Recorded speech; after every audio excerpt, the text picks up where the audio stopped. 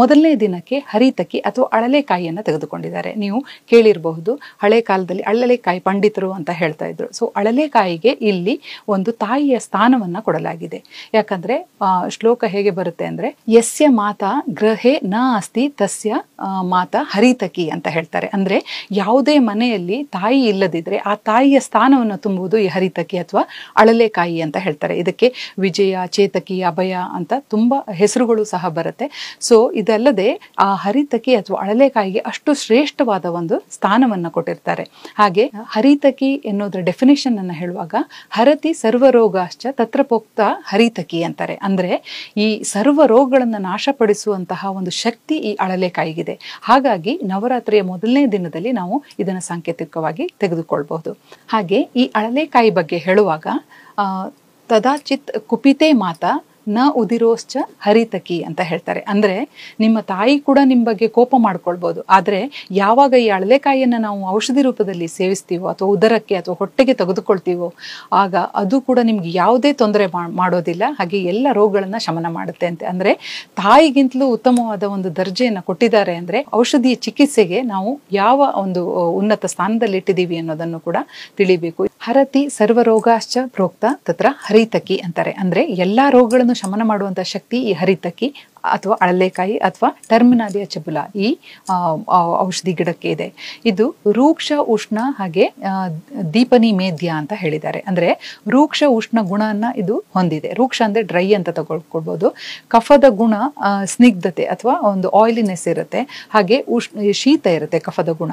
So ಇದು ಕಫಜ ರೋಗಗಳಲ್ಲಿ ಉತ್ತಮವಾದ ಆಯ್ಕೆ ಅಂತ ಹೇಳ್ಬೋದು. ಯಾಕಂದ್ರೆ ಇದರಲ್ಲಿ ರೂಕ್ಷ ಮತ್ತೆ ಉಷ್ಣ ಗುಣ ಇದೆ. ಹಾಗೆ ಇದು ದೀಪನಿ ಅಂದ್ರೆ ಅಗ್ನಿ ದೀಪನ ಹಸಿವಾಗುವ ಹಾಗೆ ಮಾಡುವಂತಹ ಗುಣ ಕೂಡ ಇದರಲ್ಲಿದೆ. ಹಾಗೆ ಇದು ಮೇದ್ಯ ಅಂತ ಹೇಳಿದ್ದಾರೆ. ಅಂದ್ರೆ ಬ್ರೈನ್ಗೆ ಉತ್ತಮವಾಗುವಂತಹ ಒಂದು ಆಯ್ಕೆ ಅಂತಾನೂ ಕೂಡ ತೆಗೆದುಕೊಳ್ಬಹುದು. ಇದು ತ್ರಿದೋಷಹರ ಅಂದ್ರೆ ಎಲ್ಲಾ ದೋಷಗಳನ್ನು ಕೂಡ ಬ್ಯಾಲೆನ್ಸ್ ಇಟ್ಕೊಳ್ಳೋದ್ರಿಂದ ನಾವು ಎಲ್ಲ ದೋಷದ ಒಂದು ಏನು ವಿಷಮತೆ ಆಗುತ್ತೆ ಅದರಲ್ಲಿ ಈ ಹರಿತಕಿಯನ್ನ ಬಳಸಬಹುದು. ಹಾಗೆ ಇದು ಬೇರೆ ಬೇರೆ ರೋಗಗಳಲ್ಲಿ ಇದು ಲವಣರಹಿತ ಆಗಿದೆ. ಅಂದ್ರೆ ನಾವು ದಿವಸ ತೆಗೆದುಕೊಳ್ಳುವ ಆಹಾರದಲ್ಲಿ ಸರ್ವರಸ ಇರಬೇಕು ಅಂತ ಹೇಳ್ತಾರೆ. ಅಂದ್ರೆ ಸ್ವಾದ್ವಾಮ್ಲ, ಲವಣ, ಕಟುತಿಕ್ತ, ಕಷಾಯ ಇದು 6 ರಸಗಳು ಆಯುರ್ವೇದದಲ್ಲಿ ಹೇಳಿರುವಂತಹ ರಸಗಳು. ಸೊ ಈ ರಸ ಇರುವಂತಹ ಆಹಾರವನ್ನ ನಾವು ತೆಗೆದುಕೊಳ್ಬೇಕು. ಹಾಗೆ ಈ ಹರಿತಕಿ ಅಥವಾ ಅಳಲೆಕಾಯಿಯಲ್ಲಿ ಇದು ಲವಣರಹಿತ ಆಗಿರುತ್ತೆ. ಲವಣ ಒಂದು ಬಿಟ್ಟು ಮತ್ತೆಲ್ಲ ರಸಗಳು ಇದರಲ್ಲಿ ಇರುತ್ತೆ. ಲವಣದಿಂದ ಯಾವುದೆಲ್ಲ ರೋಗ ಬರುತ್ತೆ, ಈಗ ರಕ್ತದಲ್ಲಿ ಲವಣ ಹೆಚ್ಚಾದಾಗ ಇರುವಂತಹ ರೋಗಗಳು ಯಾವ್ದಿರುತ್ತೆ ಅಥವಾ ಪಿತ್ತದ ರೋಗಗಳಿರುತ್ತೆ, ಅದನ್ನೆಲ್ಲ ರೋಗಗಳಲ್ಲಿ ಈ ಹರಿತಕಿ ಅಥವಾ ಅಳಲೆಕಾಯಿ ತುಂಬಾ ಲಾಭವನ್ನ ತಂದುಕೊಡುತ್ತೆ.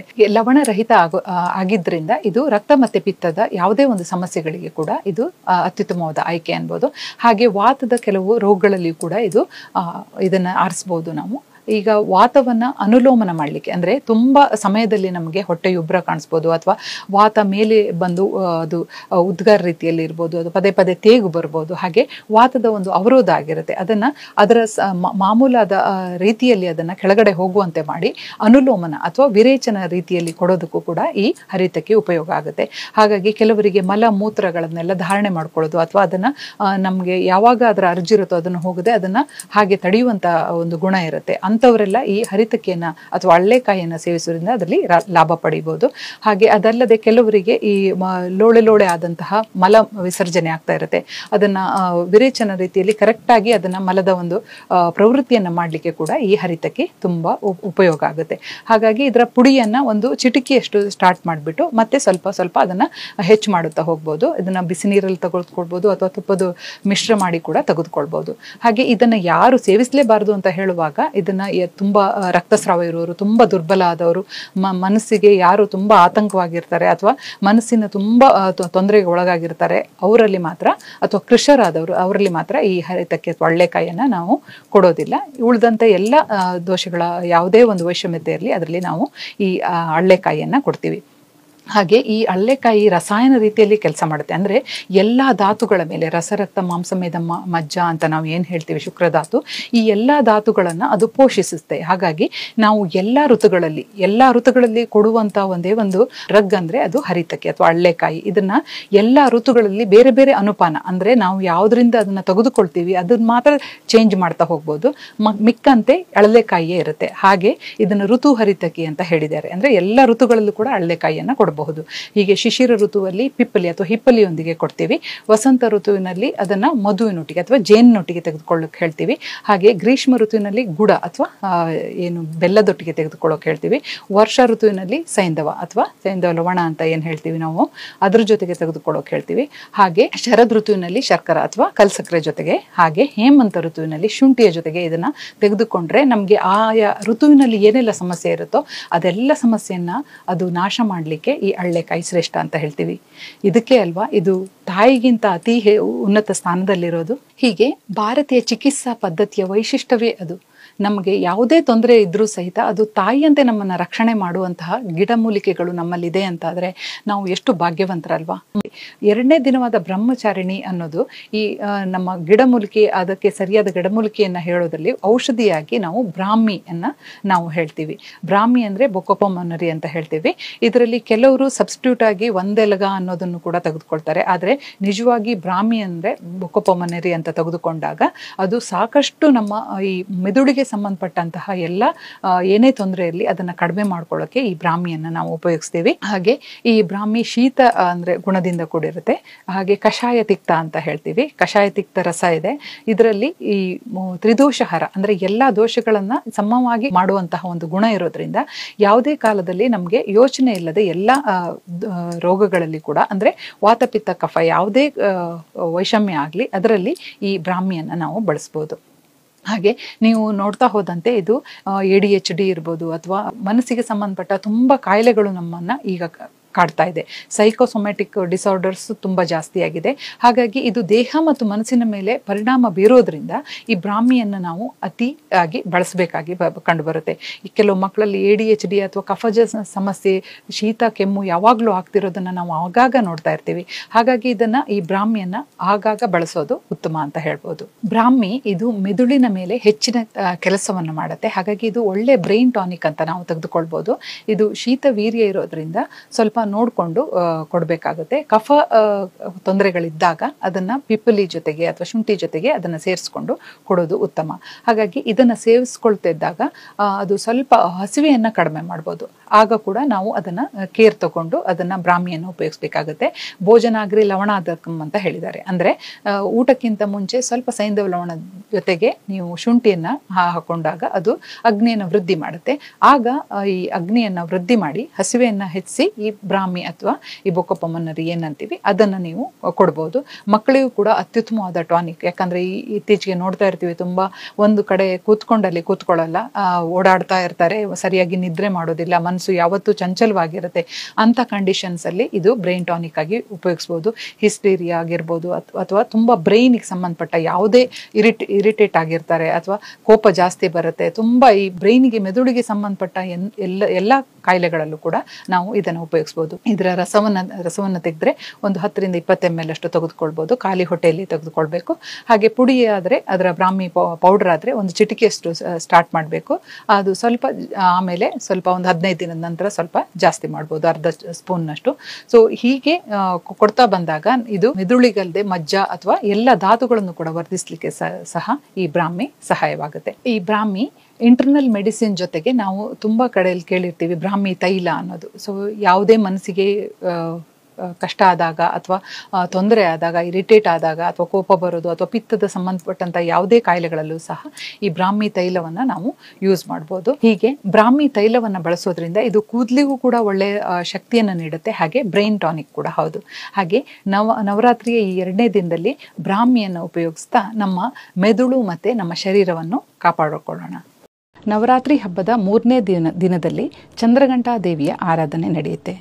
ಈ ಚಂದ್ರಘಂಟಾ ದೇವಿಯು ಈ ಚಂದ್ರಶೂರ ಎನ್ನುವ ಔಷಧೀಯ ಗಿಡಮೂಲಿಕೆಯಲ್ಲಿ ಇರ್ತಾಳೆ ಅನ್ನುವ ನಂಬಿಕೆ ಇದೆ. ಹಾಗಾಗಿ ಚಂದ್ರಶೂರ ಎನ್ನುವುದರ ಬಗ್ಗೆ ಇವತ್ತು ತಿಳ್ಕೊಳ್ಳೋಣ. ಚಂದ್ರಶೂರ ಅಂದರೆ ಕನ್ನಡದಲ್ಲಿ ಆಳ್ವಿ ಅಂತ ಹೇಳ್ಬೋದು, ಹಲೀಮ್ ಸೀಡ್ಸ್ ಅಂತ ಹೇಳ್ತೀವಿ, ಹಾಗೆ ಲೆಪಿಡಿಯಮ್ ಸೆಟೈವಮ್ ಅಂತ ಹೇಳ್ತೀವಿ. ಇದು ಚಂದ್ರಶೂರ ಸೀಡ್ಸ್ ಇದರಲ್ಲಿ ಹೆಚ್ಚು ಯೂಸ್ ಆಗುವಂಥ ಪಾರ್ಟು, ಅಂದರೆ ಬೀಜಗಳು. ಇದು ರಸದಲ್ಲಿ ಕಟು ತಿಕ್ತ ಅಂದರೆ ಖಾರ ಮತ್ತು ಕಹಿ ಇರುತ್ತೆ, ಹಾಗೆ ಇದು ಉಷ್ಣ ವೀರ್ಯ ಹೊಂದಿರುತ್ತೆ, ಅಂದರೆ ಸ್ವಲ್ಪ ಹೀಟ್ ಆಗಿರುತ್ತೆ. ಹಾಗೆ ಇದು ವಾತ ಕಫಹರ ಅಂತ ಹೇಳ್ಬೋದು. ಹಾಗೆ ಇದು ಯಾವುದೆಲ್ಲ ರೋಗಗಳಲ್ಲಿ ಉಪಯೋಗ ಆಗುತ್ತೆ ಅಂತ ತಿಳ್ಕೊಳ್ತಾ ಹೋಗೋಣ. ಇದು ಮೇಯ್ನ್ ಆಗಿ ವಾತ ಕಫಹರ ಅಂದರೆ ಉಷ್ಣ ವೀರ್ಯ ಇರೋದು, ಹಾಗಾಗಿ ಲಘು ಸ್ನಿಗ್ಧ ಕೂಡ ಇರುತ್ತೆ. ಹಾಗಾಗಿ ನಮಗೆ ಕೆಮ್ಮಿರ್ಬೋದು, ದಮ್ ಇರ್ಬೋದು, ಅಥವಾ ಬಿಕ್ಕಳಿಕೆ ಆಗಾಗ ಬರ್ತಿದ್ದಾಗ ಇದು ಬಹಳ ಯೂಸ್ ಆಗುತ್ತೆ. ಹಾಗಾಗಿ ಮಕ್ಕಳಿಗೂ ಕೂಡ ಇದನ್ನು ಕೊಡಬಹುದು. ಸೊ ಉಷ್ಣವೀರ್ಯ ಇರೋದ್ರಿಂದ ಮಕ್ಕಳು ಸಾಧಾರಣವಾಗಿ ಕಫಜ ಪ್ರಾಬ್ಲಮಿಂದ ಅವರು ಹೆಚ್ಚಾಗಿ ಬರ್ತಾ ಇರುತ್ತೆ. ಹಾಗಾಗಿ ಇದನ್ನು ಆಗಾಗ ಬಳಸ್ಬೋದು. ಅಲ್ಲದೆ ಇದು ಮಕ್ಕಳ ಶಕ್ತಿಯನ್ನು ಕೂಡ ಹೆಚ್ಚಿಸುತ್ತೆ, ಹಾಗೆ ಅವರ ಹೈಟನ್ನು ಕೂಡ ವೃದ್ಧಿ ಮಾಡೋಕ್ಕೆ ಇದು ಹೆಲ್ಪ್ ಆಗುತ್ತೆ. ಹಾಗಾಗಿ ಮಕ್ಕಳಿಗೂ ಕೂಡ ಇದು ಒಂದು ಒಳ್ಳೆಯ ಔಷಧಿ ಅಂತಲೇ ಹೇಳ್ಬೋದು. ಇದಲ್ಲದೆ ನಾವು ಟ್ರೆಡಿಷ್ನಲ್ ಆಗಿ ಇದನ್ನು ಸೂತಿಕಾವಸ್ಥ ಅಂದರೆ ಡೆಲಿವರಿ ಆದಮೇಲೆ ಇದನ್ನು ಉಪಯೋಗಿಸ್ತಾರೆ. ಬಾಣಂತನದಲ್ಲಿ ಹೆಚ್ಚಾಗಿ ಮಹಾರಾಷ್ಟ್ರ ಮತ್ತು ಉತ್ತರ ಕರ್ನಾಟಕದಲ್ಲಿ ಇದರ ಹಲವಾರು ಅಡುಗೆಯನ್ನು ತಯಾರಿಸ್ತಾರೆ. ಹಾಗೆ ಡೆಲಿವರಿ ಆದಮೇಲೆ ಮಗು ಹುಟ್ಟಿದ ಮೇಲೆ ಇದನ್ನು ಬಾಣಂತನದಲ್ಲಿ ಕೊಡ್ತಾರೆ. ಯಾಕಂದರೆ ಇದರಲ್ಲಿ ಹೆಚ್ಚಾಗಿ ಸ್ತನ್ಯ ಜನನ ಅಥವಾ ಹಾಲು ಉತ್ಪತ್ತಿಯಾಗುವ ಒಂದು ಕಾರಣದಿಂದ ಕೂಡ ಇದನ್ನು ಕೊಡ್ತಾರೆ. ಅಲ್ಲದೆ ಗರ್ಭಾಶಯ ಅಥವಾ ಯುಟ್ರಸ್ನಲ್ಲಿರುವ ಹಳೆ ರಕ್ತ ಇರ್ಬೋದು, ಅಥವಾ ಏನೇ ತೊಂದರೆ ಇದ್ದರೂ ಕೂಡ ಅದು ಹೋಗಲಿ ಅನ್ನೋ ಕಾರಣದಿಂದ ಆಗಾಗ ಇದನ್ನು ಬಳಸ್ತಾರೆ. ಅಲ್ಲದೆ ಸ್ವಲ್ಪ ಹೊಟ್ಟೆ ನೋವು ಇರ್ಬೋದು, ಅಥವಾ ರಕ್ತ ತುಂಬ ಸ್ರಾವ ಆಗ್ತಿದ್ದಾಗ ಕೂಡ ಇದನ್ನು ನಿಲ್ಲಿಸೋಕೆ ಈ ಚಂದ್ರಶೂರ ಬೀಜನ ಅಥವಾ ಆಳ್ವಿ ಬೀಜಗಳನ್ನು ಉಪಯೋಗಿಸಲಾಗುತ್ತೆ. ಹಾಗಾಗಿ ಇದು ಮಕ್ಕಳಿಗೂ ಕೂಡ ಪುಷ್ಟಿ ವರ್ಧನಂ ಅಂತ ಹೇಳ್ತಾರೆ. ಹಾಗಾಗಿ ಇದು ಮಕ್ಕಳಿಗೆ ನ್ಯಾಚುರಲ್ ಆಗಿ ಅವರ ನ್ಯೂಟ್ರಿಷನನ್ನು ಹೆಚ್ಚುತ್ತೆ. ಹಾಗಾಗಿ ಅವರ ಹೈಟ್ ಕೂಡ ವೃದ್ಧಿಸೋಕ್ಕೆ ಕೂಡ ಕೊಡ್ಬೋದು. ಹಾಗಾಗಿ ತಾಯಿ ಮತ್ತು ಮಗುವಿಗೆ ಇದು ಹೇಳಿ ಮಾಡಿಸಿದಂತಹ ಒಂದು ಔಷಧ ಅಂತ ಹೇಳ್ಬೋದು. ಅಲ್ಲದೆ ಯಾರಿಗೆ ಹಿರಿಯರಿರ್ತಾರೆ ಅವರಿಗೆ ಸಾಧಾರಣವಾಗಿ ವಾತದ ರೋಗಗಳು ಬರೋ ಚಾನ್ಸಸ್ ಜಾಸ್ತಿ ಇರುತ್ತೆ. ನೀವು ನೋಡಿರ್ಬೋದು, ವಾತದ ಒಂದು 80 ರೋಗಗಳನ್ನು ಹೇಳ್ತಾರೆ. ಸೊಂಟ ನೋವಾಗಿರ್ಬೋದು, ಬೆನ್ನು ನೋವಾಗಿರ್ಬೋದು, ರುಮಟೆಡ್ ಆರ್ಥ್ರೈಟಿಸ್ ಅಥವಾ ಆಮವಾತ ಅಂತೀವಿ. ಅದನ್ನು ಸ್ವ್ಯಾನ್ನ ಡಿಫಾರ್ಮಿಟಿ ಆಗುತ್ತೆ. ಕೊನೆಗೆ ತುಂಬ ಪ್ರಾಬ್ಲಮ್ ಇದ್ದವರಿಗೆ ನಮಗೇನಾಗುತ್ತೆ, ಕೈಯನ್ನು ಮಡಚಲಿಕ್ಕೆ ಬರಲ್ಲ, ಹಾಗೆ ಅದು ಆ ಸ್ಟ್ರಕ್ಚರಲ್ ಕೂಡ ಡಿಫಾರ್ಮಿಟಿ ಆಗುತ್ತೆ. ಸೊ ಇಂಥ ಅವಸ್ಥೆಯಲ್ಲಿಯೂ ಕೂಡ ಇದು ಬಹಳ ನರಿಷ್ಮೆಂಟು ಹಾಗೂ ವಾತವನ್ನು ಕಡಿಮೆ ಮಾಡಲಿಕ್ಕೆ ಬಹಳ ಉಪಯೋಗವಾಗುವಂತಹ ಒಂದು ಔಷಧಿ ಗಿಡ ಅಂತ ಹೇಳ್ಬೋದು. ಸೊ ಇದರಲ್ಲಿ ಉಪಯೋಗವಾಗುವಂತಹ ಒಂದು ಬೀಜಗಳು ಎಲ್ಲೆಡೆ ಸಿಗುತ್ತೆ. ನೀವು ಮಾರ್ಕೆಟಿಗೆ ಹೋದಾಗ ತೊಗೊಂಡು ಬರ್ಬೋದು. ಸೊ ಇದನ್ನು ಹೇಗೆ ತೊಗೊಳ್ಬೋದು ಅಂತ ನೋಡಿದಾಗ, ಇದು ಈ ಬೀಜಗಳನ್ನು ಒಂದು 2 ಚಮಚದಷ್ಟು ನೆನೆಸಿಡಬೇಕು. ಹಿಂದಿನ ದಿನ ನೆನೆಸಿಡ್ಬೋದು, ಅಥವಾ 2-3 ಗಂಟೆ ಕಾಲ ಕೂಡ ನೆನೆಸಿಡ್ಬೋದು. ಆಮೇಲೆ ಇದರದ್ದು ಸ್ವಲ್ಪ ಒಂದು ಲೋಳೆ ರಸದಂತ ಸ್ವಲ್ಪ ಲೋಳೆಯಾಗಿ ಕಂಡು ಬರುತ್ತೆ ನೆನೆಸಿದ ಮೇಲೆ. ಅದನ್ನು ನೀವು ಅದಕ್ಕೆ ನೀರು ಹಾಕಿಬಿಟ್ಟು ಆಮೇಲೆ ಹಾಲನ್ನು ಬೆರೆಸಿ ಅದನ್ನ ಕುದಿಸಬೇಕು. ಹಾಗೆ ಇದಕ್ಕೆ ಕಲ್ ಸಕ್ಕರೆಯನ್ನು ಹಾಕಿ ಅದನ್ನು ಪಾಯಸ ಥರ ಮಾಡಿ ಕೂಡ ತಗೊಳ್ಬಹುದು. ಇಲ್ಲ ಅದನ್ನು ನೀವು ಬೆಲ್ಲವನ್ನು ಹಾಕಿ, ಅಥವಾ ತುಂಬ ಉಷ್ಣ ಅಂತ ಇರುವವರು ಸ್ವಲ್ಪ ಹೆಸರು ಕಾಳು ಅಥವಾ ತಂಪಾಗುವಂತಹ ವಸ್ತುಗಳನ್ನು ಬೆರೆಸಿ ಕೂಡ ಲಾಡಿನ ರೂಪದಲ್ಲಿ ಕೂಡ ಅದನ್ನು ದಿವಸ ತಗೊಳ್ಬೋದು. ಹಾಗಾಗಿ ಇದನ್ನು ಬಳಸುವ ರೀತಿ ತುಂಬ ಸುಲಭ. ಅಲ್ಲದೆ ಇದನ್ನು ಬರೀ ಹಾಲಿಗೆ ಹಾಕಿ ಕೂಡ ಕುಡಿದ್ರೆ ಅದು ಬಹಳ ಪುಷ್ಟಿಯನ್ನು ಕೊಡುತ್ತೆ. ಹಾಗಾಗಿ ದಿವಸ ಕೂಡ ಇದು ಯಾರಿಗೆ ತುಂಬ ನೋವಿರುತ್ತೆ ಅಥವಾ ವೃದ್ಧರು ಇರ್ತಾರೆ, ಅವರಿಗೆ ಶಕ್ತಿ ಇರೋದಿಲ್ಲ, ಅಂಥವರೆಲ್ಲ ಇದನ್ನು ಆಹಾರದಲ್ಲಿ ಆಗಾಗ ಬಳಸ್ಬೋದು. ಸೊ ಇದು ಹಾಲು ಇದರಲ್ಲಿ ತಂಪಾದಂತೆ ಕೆಲಸ ಮಾಡುತ್ತೆ. ಇದು ಉಷ್ಣ ಆದ್ದರಿಂದ ಸ್ವಲ್ಪ ಹಾಲು ಬ್ಯಾಲೆನ್ಸ್ ಮಾಡೋದ್ರಿಂದ ಇದರಲ್ಲಿ ದೇಹಕ್ಕೆ ಶಕ್ತಿ ಕೂಡ ಕೊಡುತ್ತೆ. ಹಾಗೆ ಎಲ್ಲ ಪ್ರಾಬ್ಲಮ್ಗಳು ಕೂಡ ಗುಣವಾಗುತ್ತೆ. ಈ ಚಂದ್ರಶೂರ ಅಥವಾ ಆಳವಿ ಬೀಜಗಳನ್ನು ಆಗಾಗ ಬಳಸ್ಬೋದು. ಆದರೆ ಗರ್ಭಿಣಿ ಸ್ತ್ರೀಯರು ಮಾತ್ರ ಇದನ್ನು ಬಳಸುವಂತಿಲ್ಲ. ಯಾಕಂದರೆ ಇದು ಉಷ್ಣ ವೀರ್ಯ ಇರೋದ್ರಿಂದ ಸಾಧಾರಣವಾಗಿ ರಕ್ತಕ್ಕೆ ಅದು ಒಳ್ಳೆಯದಲ್ಲ. ಹಾಗಾಗಿ ಇದು ಯಾರು ಗರ್ಭಿಣಿಯರಿರ್ತಾರೋ ಅವರು ಇದನ್ನು ಬಳಸುವಂತಿಲ್ಲ. ಮಿಕ್ಕಿದ್ದ ಹಾಗೆ ಮಗುವಿಗಾಗ್ಬೋದು, ಅಥವಾ ಬಾಣಂತನದಲ್ಲಿ ಅಥವಾ ವೃದ್ಧರಿಗೆ ಯಾವುದೇ ಕೈಕಾಲು ನೋವಿದ್ದಾಗ, ಅಥವಾ ಕೆಮ್ಮು ಅಥವಾ ದಮ್ಮು ಅಥವಾ ಬಿಕ್ಕಳಿಕೆ, ಈ ಥರದ್ದೆಲ್ಲ ಪ್ರಾಬ್ಲಮ್ಗಳಿಗೆ ಇದು ಒಂದು ಒಳ್ಳೆಯ ಔಷಧಿ ಅಂತ ಹೇಳ್ಬೋದು. ಹಾಗೆ ಇದು ಬಲಪುಷ್ಟಿ ವಿವರ್ಧನಂ ಅಂತ ಹೇಳಿದ್ದಾರೆ. ಹಾಗಾಗಿ ಸ್ಟ್ರೆಂತ್ ಕೊಡುತ್ತೆ, ಹಾಗೆ ನರಿಷ್ಮೆಂಟ್ ಕೂಡ ಕೊಡುವಂತಹ, ಹೆಚ್ಚು ಐರನ್ ಹಾಗೆ ಕ್ಯಾಲ್ಸಿಯಂ ಇರುವಂತಹ ಒಂದು ಔಷಧಿ ಗಿಡ ಅಂತ ಹೇಳ್ಬೋದು. ಹಬ್ಬದ 4ನೇ ದಿನ ಕೂಷ್ಮಾಂಡ ಮಾತಾ ದೇವಿಯ ಆರಾಧನೆ ನಡೆಯುತ್ತೆ. ಕೂಷ್ಮಾಂಡ ಮಾತಾ ಈ ಕೂಷ್ಮಾಂಡ ಅಥವಾ ಗುಂಬಳಕಾಯಿಯಲ್ಲಿ ಇರ್ತಾಳೆ ಅನ್ನೋ ನಂಬಿಕೆ ಇದೆ. ಹಾಗಾಗಿ ಇದು ಔಷಧಿ ಸಸ್ಯ ನಮಗೆ ಯಾವ ರೀತಿಯಲ್ಲಿ ನಮ್ಮ ದೇಹಕ್ಕೆ ಅದು ಒಳ್ಳೇದು ಮಾಡುತ್ತೆ, ಹಾಗೆ ಎಲ್ಲ ರೋಗಗಳನ್ನು ಗುಣ ಮಾಡುತ್ತೆ ಅನ್ನೋದ್ರ ಬಗ್ಗೆ ಇವತ್ತು ತಿಳಿಯೋಣ. ಕೂಷ್ಮಾಂಡ ಅಂದರೆ ಒಂದು ಬಳ್ಳಿಯಲ್ಲಿ ಬಿಡುವಂತಹ ಗುಂಬಳಕಾಯಿ ಅಂತ ಹೇಳ್ಬೋದು. ಬೆನಿನ್ಕಸ ಹೆಸ್ಪಿಡ ಅಂತೀವಿ. ಈ ಗುಂಬಳಕಾಯಿ ಇದು ಶ್ಲೋಕ ಹೇಳುವಾಗ ವಲ್ಲಿ ಫಲಾನಂ ಪ್ರವರಂ ಕೂಷ್ಮಾಂಡಂ ವಾತಪಿತ್ತಜಿತ್ ಅಂತಾರೆ. ಅಂದರೆ ಈ ಬಳ್ಳಿಯಲ್ಲಿ ಬಿಡುವ ಯಾವುದೇ ಒಂದು ತರಕಾರಿ ಇರಲಿ ಅದರಲ್ಲಿ ಶ್ರೇಷ್ಠವಾದದ್ದು ಗುಂಬಳಕಾಯಿ ಅಂತ ಹೇಳ್ತೀವಿ. ಹಾಗೆ ಇದು ವಾತಪಿತ್ತ ಅಂದರೆ ಯಾವುದೇ ವಾತ ಆಗಿರ್ಬೋದು ಅಥವಾ ಪಿತ್ತದ ಕಾಯಿಲೆಗಳು ಯಾವುದಿದ್ರೂ ಕೂಡ ಅದನ್ನು ನಾಶ ಮಾಡಲಿಕ್ಕೆ ಇದನ್ನು ಬಳಸ್ತಾರೆ. ಆಹಾರ ರೂಪದಲ್ಲಿ ಬಹಳಷ್ಟು ಇದರ ಉಪಯೋಗವನ್ನು ತಿಳಿದುಕೊಳ್ಳೋಣ. ಈ ಗುಂಬಳಕಾಯಿ ಅನ್ನೋದು ಶೀತವಿರಿ ಅಂದರೆ ಸ್ವಲ್ಪ ತಂಪಾಗಿರುತ್ತೆ. ಹಾಗೆ ಲಘು ಸ್ನಿಗ್ಧ ಅಂದರೆ ಹಸಿವೆ ಆಗುತ್ತೆ ಬಟ್ ಅದರಲ್ಲಿ ಸ್ನಿಗ್ಧ ಆಯಿಲಿನೆಸ್ ಕೂಡ ಇರುತ್ತೆ. ಹಾಗಾಗಿ ಇದನ್ನು ವಾತಪಿತ್ತ ರೋಗಗಳಲ್ಲಿ ಇದನ್ನು ಬಳಸ್ಬೋದು. ಮತ್ತು ತುಂಬ ಹಣ್ಣಾದ ಗುಂಬಳಕಾಯಿ ಮಾತ್ರ ಇದು ಎಲ್ಲ ದೋಷಗಳನ್ನು ಅಂದರೆ ತ್ರಿದೋಷಗಳನ್ನು ನಾಶ ಮಾಡುವಂತಹ ಶಕ್ತಿ ಇರುತ್ತೆ. ಇದನ್ನು ಕ್ರಮೇಣವಾಗಿ ತೆಗೆದುಕೊಂಡ್ರೆ ಅದು ಮಕ್ಕಳಿಗೆ ಮೆದುಳಿಗೂ ಕೂಡ ಒಳ್ಳೆಯದು ಅಂತ ಹೇಳ್ತೀವಿ. ಸೊ ಇದರಲ್ಲಿ ಯಾವ್ಯಾವೆಲ್ಲ ಅಂಶಗಳು ನಮ್ಮ ಕಾಯಿಲೆಗಳನ್ನು ಗುಣ ಮಾಡುವುದಾಗಲಿ ಅಥವಾ ನಮಗೆ ದೇಹಕ್ಕೆ ಬಲವನ್ನು ನೀಡುವುದಾಗಲಿ ಈ ಕುಂಬಳಕಾಯಿಂದ ಸಾಧ್ಯವಾಗುತ್ತೆ. ಇದು ಮೇಯ್ನ್ ಆಗಿ ವಾತಪಿತ್ತ ಹರ ಅಂತ ಹೇಳಿದ್ವಿ. ಹಾಗೆ ಇದು ಮೆದುಳಿಗೆ ಅಥವಾ ಬ್ರೈನಿಗೆ ತುಂಬ ಒಂದು ಒಳ್ಳೆಯ ಔಷಧಿ ಅಥವಾ ತರಕಾರಿ ಅಂತಲೇ ಹೇಳ್ಬೋದು.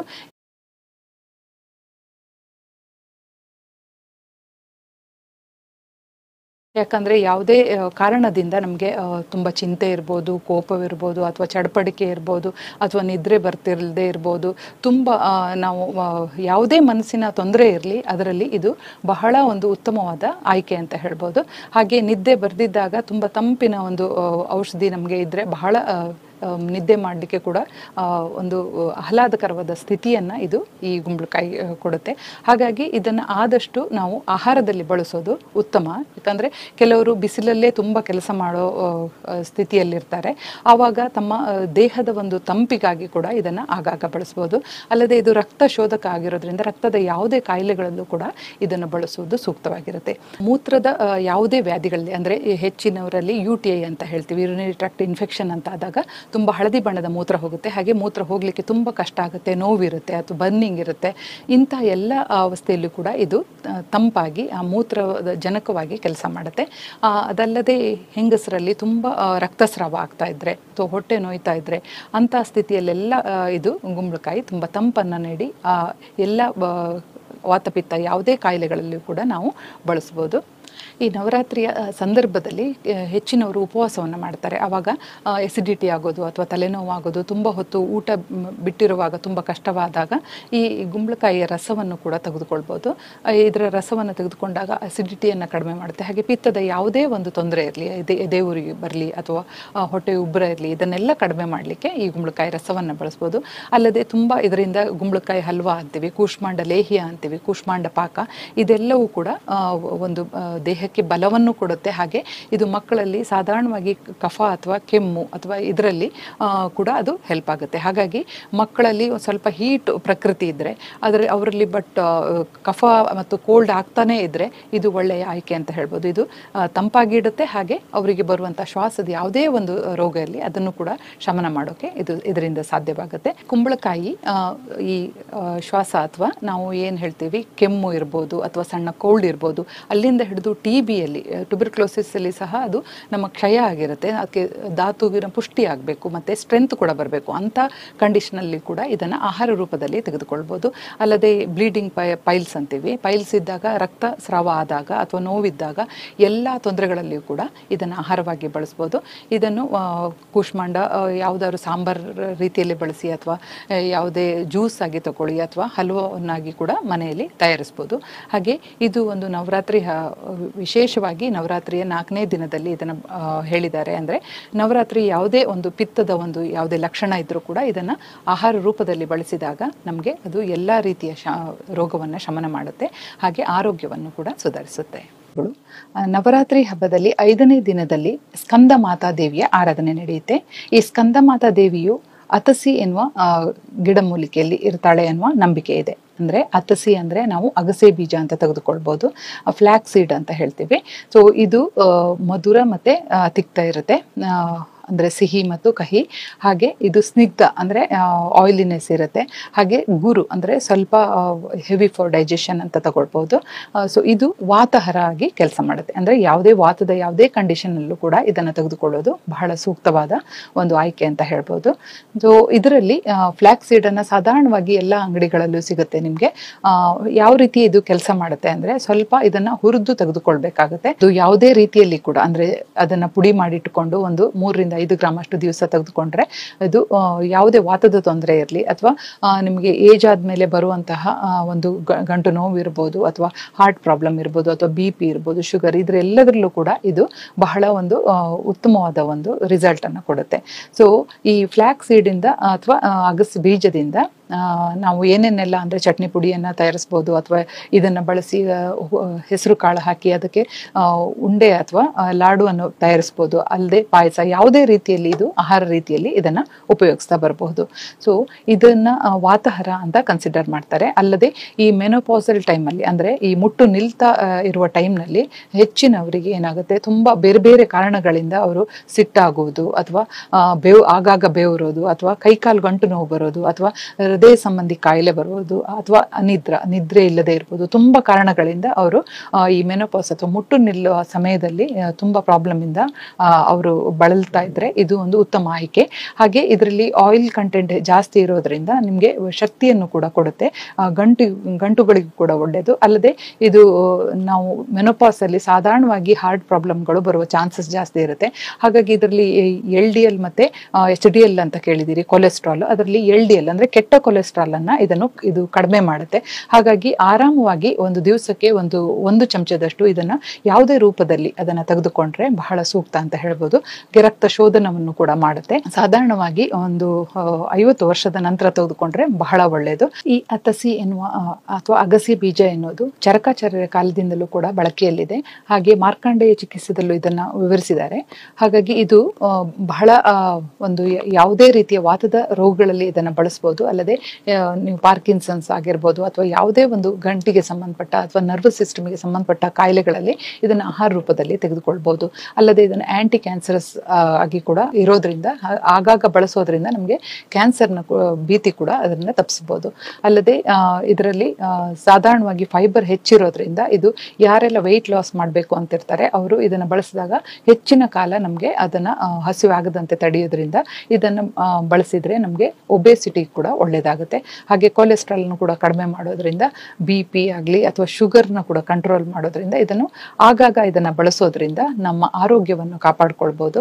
ಹಾಗೆ ಇದು 5ನೇ ದಿವಸವಾದ ಸ್ಕಂದ ಮಾತಾ, ಈ ದೇವಿಯ ಆರಾಧನೆಯ ಸಮಯದಲ್ಲಿ ಈ ದೇವಿಯು ಈ ಅತಸಿ ಅನ್ನುವ ಬೀಜದಲ್ಲಿ ಇರ್ತಾಳೆ ಅನ್ನೋ ಒಂದು ಕಾರಣದಿಂದ ಎಲ್ಲರನ್ನ ಇವಳು ತೊಂದರೆಗಳಿಂದ ಪಾರು ಮಾಡ್ತಾಳೆ, ಹಾಗೆ ನಮ್ಮೆಲ್ಲರ ಆರೋಗ್ಯವನ್ನು ಕಾಪಾಡ್ತಾಳೆ ಅಂತ ಹೇಳಿ ಒಂದು ನಂಬಿಕೆ ಇದೆ. ಹಾಗೆ ಇದನ್ನು ಆಗಾಗ ಯೂಸ್ ಮಾಡ್ತಿದ್ರೆ ಅದರ ಎಲ್ಲ ಶಕ್ತಿಯನ್ನು ಕೂಡ ನಾವು ಪಡೆದುಕೊಳ್ಬಹುದು.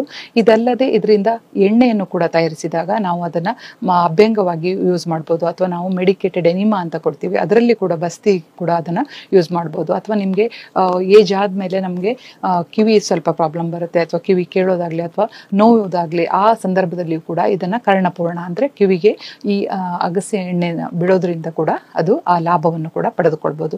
ಹೀಗೆ ನಾನಾ ರೀತಿಯ ಲಾಭ ಇರೋದ್ರಿಂದ ಎಲ್ಲ ಕಾಯಿಲೆಗಳಿಗೂ ಇದು ಸೂಕ್ತ ಅಂತ ಹೇಳ್ಬೋದು. ರಾತ್ರಿ ಹಬ್ಬದ 6ನೇ ದಿನದಲ್ಲಿ ನಾವು ಕಾತ್ಯಾಯನಿ ದೇವಿಯನ್ನ ಆರಾಧನೆ ಮಾಡ್ತೀವಿ. ಕಾತ್ಯಾಯನಿ ದೇವಿಯು ಮೋಯ ಅಥವಾ ಮಾಚಿಕ ಎನ್ನುವ ಒಂದು ಔಷಧೀಯ ಸಸ್ಯದಲ್ಲಿ ಇರ್ತಾಳೆ ಅನ್ನುವ ನಂಬಿಕೆ ಇದೆ.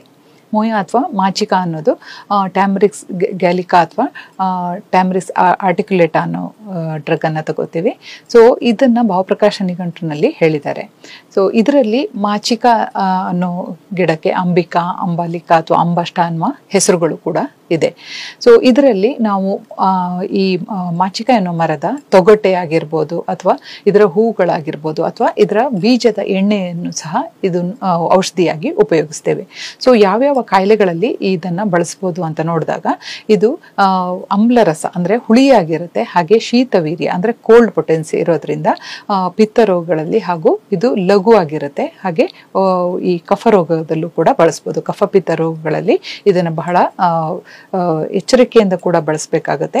ಯಾಕಂದ್ರೆ ಇದು ಬ್ಲೀಡಿಂಗ್ ಇರ್ಬೋದು ಅಥವಾ ಈ ಸ್ಕಿನ್ ಲೆಷನ್ ಇರ್ಬೋದು ಅಥವಾ ಅದು ಗಾಯ ಆಗಿರ್ಬೋದು, ಅದರಲ್ಲಿ ಶೋಥ ಇರ್ಬೋದು, ಅದೆಲ್ಲ ಇದರಲ್ಲೂ ಕೂಡ ಇದು ಬಹಳ ಚೆನ್ನಾಗಿ ಕೆಲಸ ಮಾಡುತ್ತೆ.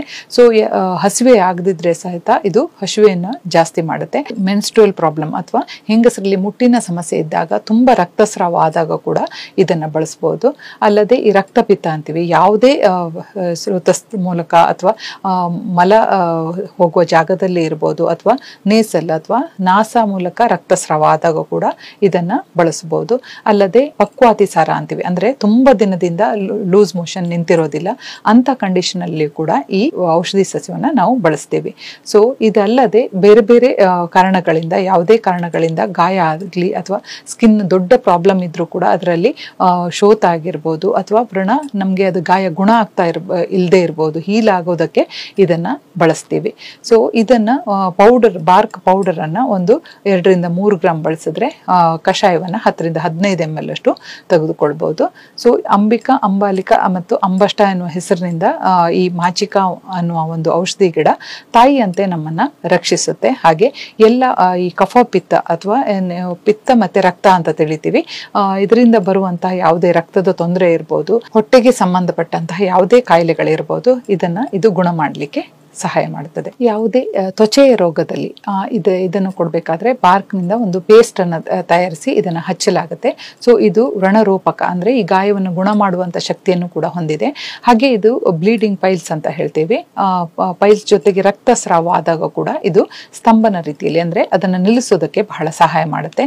ಹಾಗೆ ಈ ಮಾಚಿಕಾ ಅನ್ನುವ ಒಂದು ಔಷಧಿ ಸಸ್ಯ ಮೇನ್ ಆಗಿ ಕಂಠ ರೋಗಗಳಲ್ಲಿ ಅಥವಾ ಕುತ್ತಿಗೆಯ ಯಾವುದೇ ವಿಕಾರಗಳಲ್ಲಿಯೂ ಕೂಡ ಇದನ್ನ ಬಳಸುವಂತಹ ಒಂದು ಔಷಧಿಯ ಚಿಕಿತ್ಸೆಯಲ್ಲಿ ಬಳಸ್ತಾರೆ. ಮಾಚಿಕಾ ಎನ್ನುವ ಔಷಧಿ ಸಸ್ಯವು ಈ ಕಂಠ ರೋಗಗಳಲ್ಲಿ, ಅಂದ್ರೆ ಕುತ್ತಿಗೆಗೆ ಸಂಬಂಧಪಟ್ಟ ಯಾವುದೇ ಕಾಯಿಲೆಗಳಲ್ಲಿಯೂ ಕೂಡ ಇದರ ತೊಗಟೆ ಆಗಿರ್ಬೋದು ಅಥವಾ ಹೂವಿನ ಒಂದು ಅಥವಾ ಸೀಡ್ ಆಯಿಲ್ ಅಂತ ಅದನ್ನು ಕೂಡ ಬಳಸಿ ನಾವು ಈ ಕಂಠ ರೋಗಗಳಲ್ಲಿ ಇದನ್ನ ಬಳಸಬಹುದು. ಹಾಗೆ ಈ ಕಾತ್ಯಾಯಿನಿ ದೇವಿಯು ಇದರಲ್ಲಿ ವಾಸಿಸ್ತಾಳೆ ಅನ್ನುವ ನಂಬಿಕೆಯಿಂದ ಎಲ್ಲ ರೋಗಗಳಲ್ಲಿ, ಕಫಪಿತ್ತ ರೋಗಗಳಲ್ಲಿ ಇದನ್ನ ಆರಾಮವಾಗಿ ಬಳಸಬಹುದು.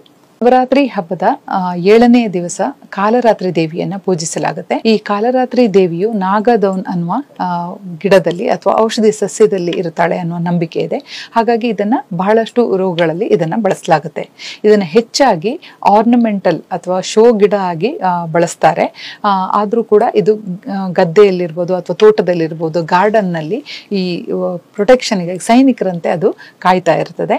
ಹಾಗೆ ಇದು ಎಲೆ ಗಾಢ ಹಸಿರು ಇರುತ್ತೆ, ಹಾಗೆ ಕಾಂಡ ಕೂಡ ತುಂಬಾ ಹಸಿರು ಇರೋದ್ರಿಂದ ದಪ್ಪ ಎಲೆಗಳನ್ನ ಇದು ಹೊಂದಿರುತ್ತೆ. ಹಾಗೆ ಇದು ಒಂದು ಕ್ಯಾಕ್ಟಸ್ ಜಾತಿಗೆ, ಅಂದ್ರೆ ಕಳ್ಳಿ ಗಿಡದ ಜಾತಿಗೆ ಸೇರಿದೆ. ಸೊ ಎಲೆಯನ್ನ ಮುರಿದಾಗ ನಿಮ್ಗೆ ಇದರಲ್ಲಿ ಹಾಲು ಬರುತ್ತೆ. ಸೊ ಇದನ್ನ ಈ ಬ್ಲಡ್ ಡಿಸಾರ್ಡರ್, ಅಂದ್ರೆ ಈ ರಕ್ತ ಸಂಬಂಧಿ ಕಾಯಿಲೆಗಳಿಗೆ ಇದನ್ನ ಹೆಚ್ಚಾಗಿ ಬಳಸ್ತಾರೆ. ಸೊ ನಾಗದೌನ್ ಎನ್ನುವ ಗಿಡ, ಇದನ್ನ ಈ ದಪ್ಪ ಎಲೆಗಳಾದ್ರೆ ಇದು ಒಂದು ಎಲೆ, ಹಾಗೆ ಇದ್ರ ಜೊತೆಗೆ 2 ಕಾಳು ಮೆಣಸಿನ ಕಾಳನ್ನ ಹಾಕ್ಬಿಟ್ಟು ಜಜ್ಜಿ ತಗೊಳ್ಬಹುದು, ಇಲ್ಲ ಎಲೆಯನ್ನ ಹಾಗೆ ತೆಗೆದುಕೊಂಡಾಗ ಇದು ಎಷ್ಟೇ ನಿಮ್ಗೆ ಈ ಪೈಲ್ಸ್ ನಿಂದ ರಕ್ತಸ್ರಾವ ಆಗ್ತಾ ಇದ್ರೆ ಅದರಲ್ಲಿ ಇದು ಬಹಳ ಹಿತಕಾರಿ. ಅಥವಾ ಮಧ್ಯಮ ಗಾತ್ರದ ಎಲೆ ಆದ್ರೆ 2 ಎಲೆಯನ್ನ ತೆಗೆದುಕೊಂಡು ಇದಕ್ಕೆ ಕಾಳು ಮೆಣಸನ್ನ ಸೇರಿಸ್ಕೊಂಡು ತಗೊಳ್ಬಹುದು. ಇಲ್ಲ ತುಂಬಾ ಚಿಕ್ಕ ಎಲೆ ಆದ್ರೆ 3 ಎಲೆಗಳ ಸಹಿತ ಇದನ್ನ ತಗೋಬಹುದು. ಇದು ಖಾಲಿ ಹೊಟ್ಟೆಯಲ್ಲಿ ಬೆಳಿಗ್ಗೆ ಮುಂಚೆ ತಗೊಳ್ಬೇಕಾಗುತ್ತೆ. ಇದರಿಂದ ಇದು ತುಂಬಾ ಥಂಡಿ ಇರೋ ಕಾರಣ ಇದರಲ್ಲಿ ಒಂದ್ ಸ್ವಲ್ಪ ಕಾಳು ಮೆಣಸನ್ನ ಸೇರಿಸಿ ತಗೋಬೇಕಾಗುತ್ತೆ. ಸೊ ಇದನ್ನ ನಿಮ್ಗೆ ಒಂದು 10-15 ದಿನದವರೆಗೆ ನೋಡ್ಬಿಟ್ಟು ಅದು ಯಾವ ರೀತಿ ಕೆಲಸ ಮಾಡುತ್ತೆ ಅಂತ ಗೊತ್ತಾಗುತ್ತೆ. ಯಾಕಂದ್ರೆ ಇದು ತೀರಾ ಸ್ತಂಭಕ ಕೆಲಸ, ಅಂದ್ರೆ ಶೀತವೀರ್ಯ ಇರೋದ್ರಿಂದ ಬೇಗ ನಿಮ್ಗೆ ರಕ್ತಸ್ರಾವ ನಿಲ್ಲಿಸೋದ್ರಲ್ಲಿ ಹೆಲ್ಪ್ ಮಾಡುತ್ತೆ. ಹಾಗೆ ಇದಲ್ಲದೆ ಹೆಂಗಸರಲ್ಲಿಯೂ ಕೂಡ ಮೆನ್ಸ್ಟ್ರುವಲ್ ಡಿಸಾರ್ಡರ್, ಅಂದ್ರೆ ತುಂಬಾ ರಕ್ತಸ್ರಾವ ಆಗ್ತಾ ಇದ್ರೆ, ಮಾಸಿಕ ಸ್ರಾವ ಆಗ್ತಾ ಇದ್ದಾಗ ಕೂಡ ಇದನ್ನ ಬಳಸಬಹುದು. ಹಾಗೆ ನಿಮ್ಗೆ ಯಾವುದೇ ಒಂದು ಮಲಬದ್ಧತೆ ತೊಂದರೆ ಇದ್ದಾಗ ಕೂಡ ಇದನ್ನು ಬಳಸಿದಾಗ ಮೇಣವಾಗಿ ಇದು ಮಲಬದ್ಧತೆಯನ್ನು ಕೂಡ ಕಡಿಮೆ ಮಾಡುತ್ತೆ.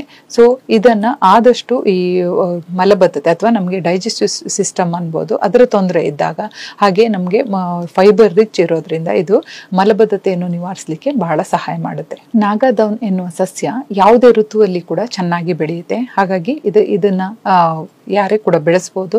ಹಾಗೆ ಇದನ್ನ ಈ ಹೆಚ್ಚು ತಂಪಿರೋದ್ರಿಂದ ಇದನ್ನ ಕಾಳುಮೆಣಸಿನ ಜೊತೆಗೆ ಈ ರಕ್ತಜ ವಿಕಾರಗಳಲ್ಲಿ ನಾವು ತೆಗೆದುಕೊಳ್ತೀವಿ.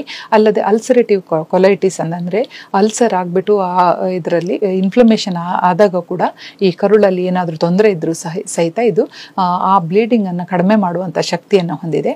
ಹಾಗಾಗಿ ಈ ನಾಗದೌನ್ ಎನ್ನುವ ಗಿಡ ರಕ್ತದ ಯಾವುದೇ ವಿಕಾರಗಳಲ್ಲಿ ಕೂಡ ಇದನ್ನು ಬಳಸುವುದು ಸೂಕ್ತವಾಗಿದೆ. ರಕ್ತಜ ಪೈಲ್ಸ್ ಅಥವಾ ರಕ್ತಾರ್ಷ ಅಂತ ನಾವು ಕರಿತೀವಿ. ಪೈಲ್ಸ್ ಹೊತ್ತಲ್ಲಿ ರಕ್ತಸ್ರಾವ ಆಗೋದು, ಬ್ಲೀಡಿಂಗ್ ಪೈಲ್ಸ್ ಅಂತ ಹೇಳ್ತೀವಿ. ಅದರಲ್ಲಿ ಅಥವಾ ಈ ಮೆನ್ಸಸ್ ತುಂಬ ಜಾಸ್ತಿ ಹೋಗ್ತಾ ಇದ್ರೆ, ಬ್ಲೀಡಿಂಗ್ ತುಂಬ ಜಾಸ್ತಿ ಆಗ್ತಿದ್ರೆ ಸಹಿತ ಈ ನಾಗದೋನ್ ಗಿಡದ ಎಲೆಗಳನ್ನು ಒಂದು ಕಾಳುಮೆಣಸಿನ ಜೊತೆಗೆ ಜಗಿಯೋದ್ರಿಂದ ಸಾಕಷ್ಟು ಲಾಭ ಪಡಿಬೋದು. ಅದಲ್ಲದೆ ಅರ್ಶಕಲ್ಪ ವಟಿಯಲ್ಲಿ ಕೂಡ ಈ ನಾಗದೋನನ್ನು ಸೇರಿಸಿ ಒಂದು ಯೋಗ ಕೂಡ ಇದೆ.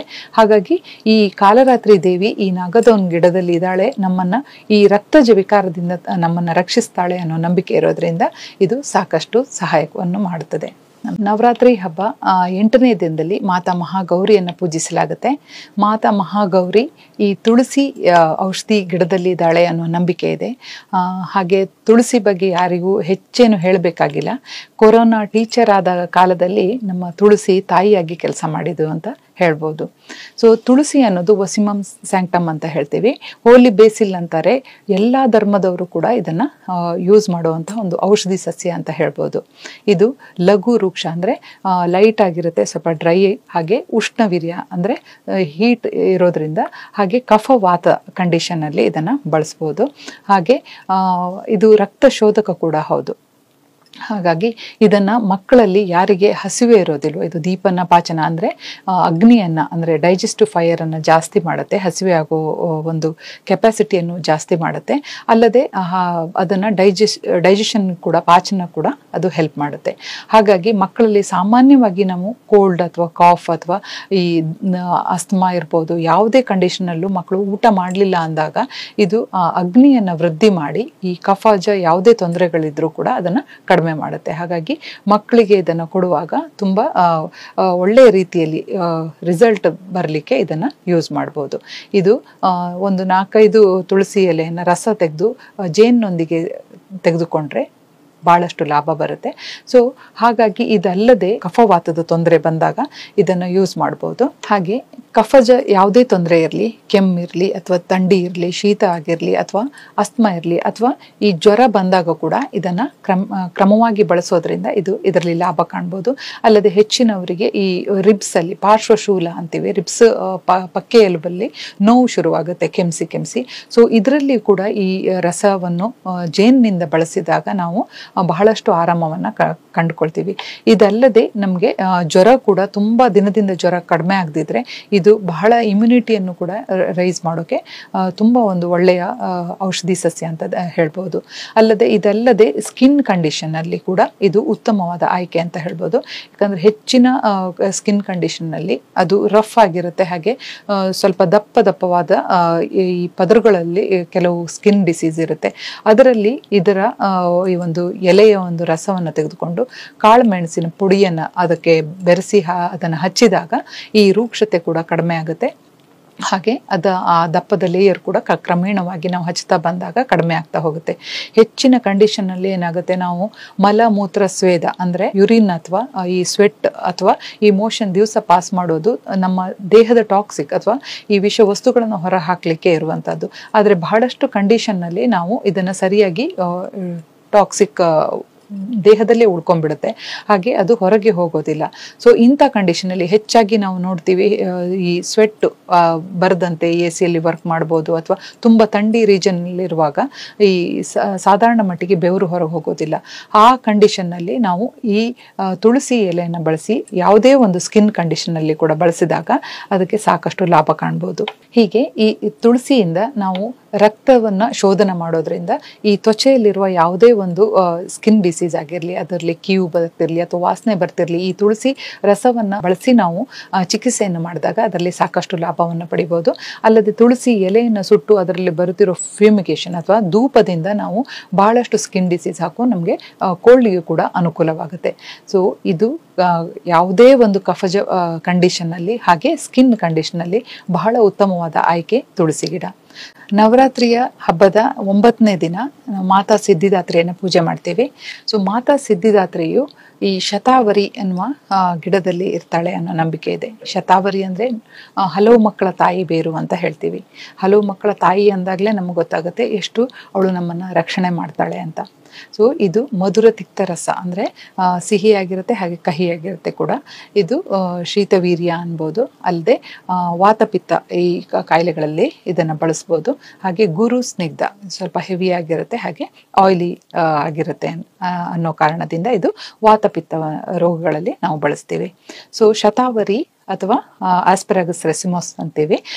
ಇದು ಬಹಳಷ್ಟು ವಾತ ರೋಗಗಳಲ್ಲಿ ಕೂಡ ನಾವು ಇದನ್ನು ಬಳಸ್ಬೋದು. ಹಾಗೆ ನಾವು ಟಾನಿಕ್ ಆಗಿ ಕೂಡ ಇದನ್ನು ಬಳಸ್ಬೋದು.